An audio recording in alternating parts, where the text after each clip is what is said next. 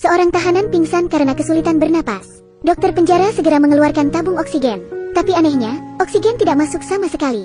Saat itu, seorang pria di belakangnya berkata, "Infeksi leher dalam." Pria itu tersenyum. Setelah memakai disinfektan, dia menyentuh leher tahanan itu, dan langsung menemukan penyebab tahanan itu pingsan. Ternyata, ada duri ikan tersangkut di kerongkongannya. Lalu, dia memakan sosis kedaluarsa.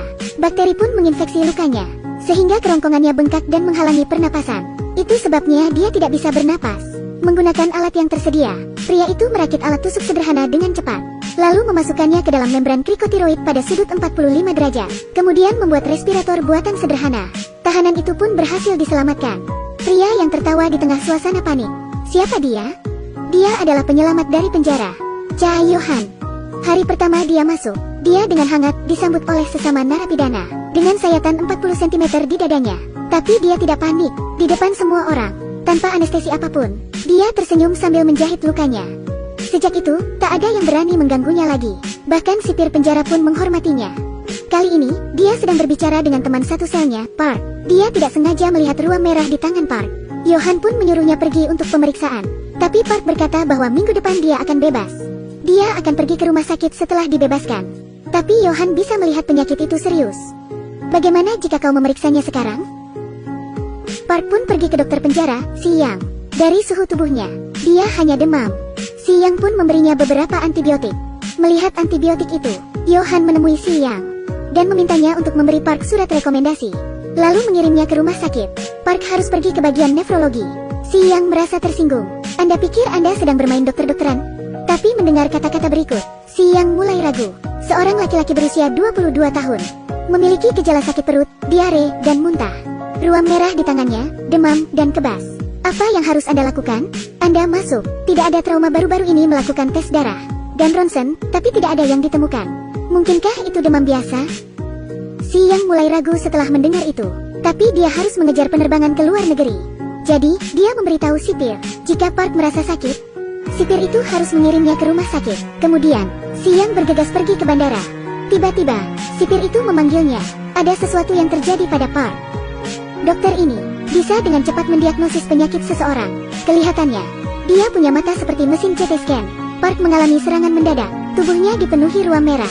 Matanya mengalami disorientasi. Dia berkedut, tapi tidak menunjukkan tanda-tanda berkeringat. Ambulans datang untuk membawa Park ke rumah sakit. Tapi Yohan tiba-tiba menghalangi mereka. Dia bilang, Si Yang harus ikut ke rumah sakit. Kemudian, Si Yang pun muncul. Dia bertanya pada Yohan, apa yang harus dia lakukan.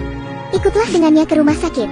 Apa? Bukankah bisa siapa saja? Tidak ada waktu untuk berpikir. Ayo bawa dia ke rumah sakit dulu. Setibanya di rumah sakit, dokter menyarankan untuk melakukan pemeriksaan seluruh tubuh. Tapi Si Yang berkata, ginjal. Periksa ginjalnya terlebih dahulu. Dokter itu bingung. Penjara bahkan tak memiliki peralatan lengkap. Bagaimana dia langsung tahu itu ginjal? Tapi ketika dokter itu melihat hasil tes, dia langsung tercengang.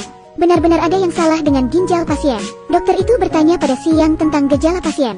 Tiba-tiba, Yohan menelepon Si Yang. Dia meminta mereka segera melakukan biopsi ginjal.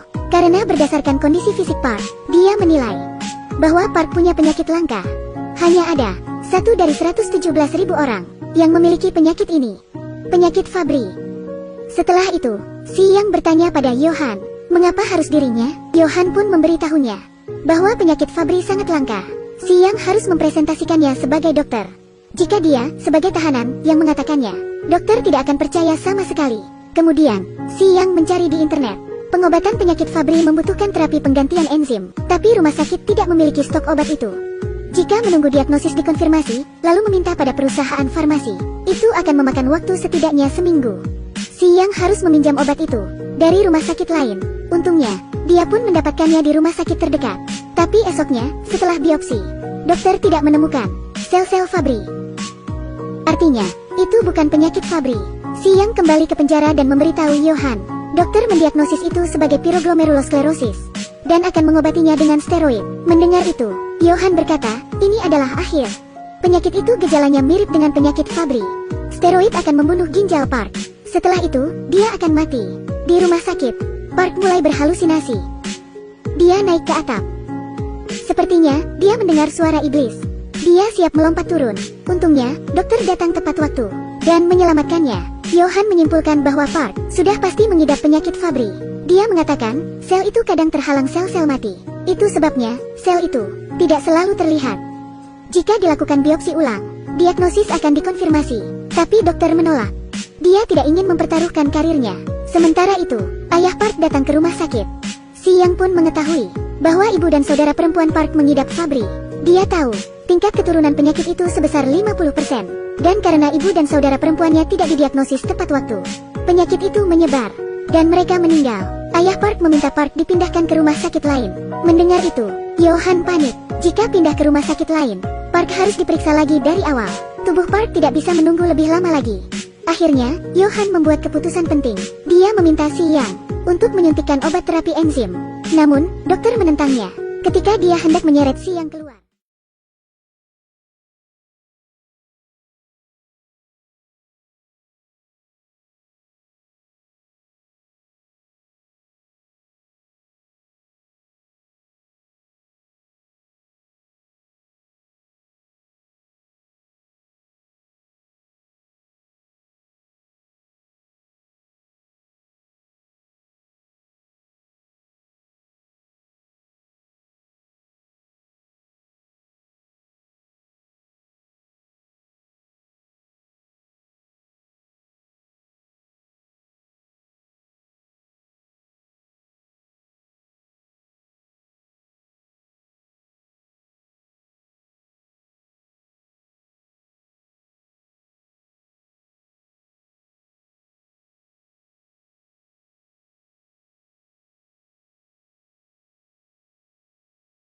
Sampai jumpa.